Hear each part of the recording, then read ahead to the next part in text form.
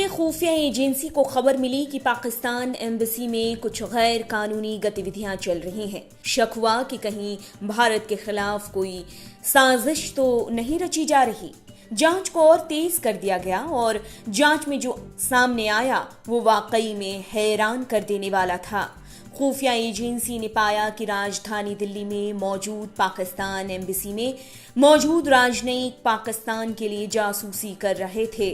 दोनों राजनयिक को जासूसी करते हुए रंगे हाथों पकड़ लिया गया, जिसके बाद दोनों के खिलाफ नॉन ग्रेटा यानी कि अवांछित व्यक्ति घोषित कर दिया और साथ ही दोनों राजनयिक को 24 घंटे के अंदर भारत छोड़कर पाकिस्तान जाने का आदेश दे दिया गया। ऐसे में एक सवाल जरूर देश की जनता के दिल में उठ रहा होगा कि आखिर क्यों जासूसी करते हुए पाए जाने के बाद भी उन्हें बाकी जासूसों की तरह देशद्रोह करने के इल्जाम में सजा क्यों नहीं दी गई, आखिर क्यों उन्हें वापस भेज दिया गया।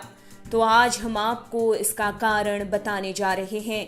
दरअसल अगर जासूस जासूसी करते हुए पकड़ा जाता है तो उसे देशद्रोह के इल्जाम में सजा दी जाती है, लेकिन राजनयिक होने के कारण कोई भी देश किसी अन्य देश के राजनयिक को सजा नहीं दे सकता है। दरअसल डिप्लोमेटिक इम्यूनिटी के तहत ये अंतर्राष्ट्रीय कानून है जिसके तहत अन्य देशों के राजनयिक को सुरक्षा दी जाती है। इस कानून को साल 1961 में Vienna convention on diplomatic relations के जरिए लागू किया गया था। तब से ही इस दुनिया के हर देश को इसे मानना ही होता है। कोई भी राजनयिक को नुकसान नहीं पहुंचा सकते हैं। ऐसे में केवल एक ही कंडीशन में राजनयिक को गिरफ्तार किया जा सकता है, जब राजनयिक से देश को कोई खतरा हो, लेकिन तब भी ध्यान रखा जाता है कि राजनयिक को कोई नुकसान न पहुंचे।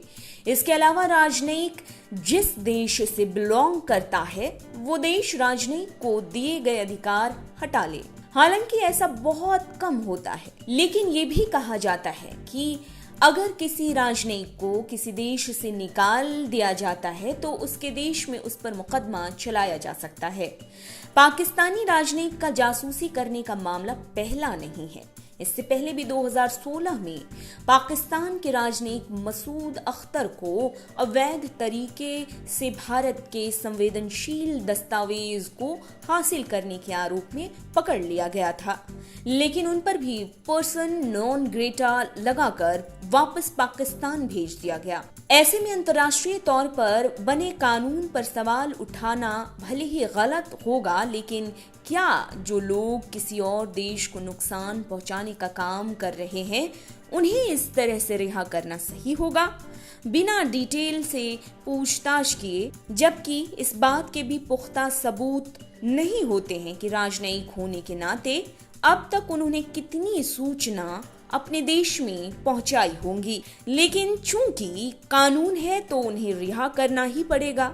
आपको क्या लगता है कि क्या हमारे देश में रहकर हमारे देश से गद्दारी करने के बाद रिहा करना सही है?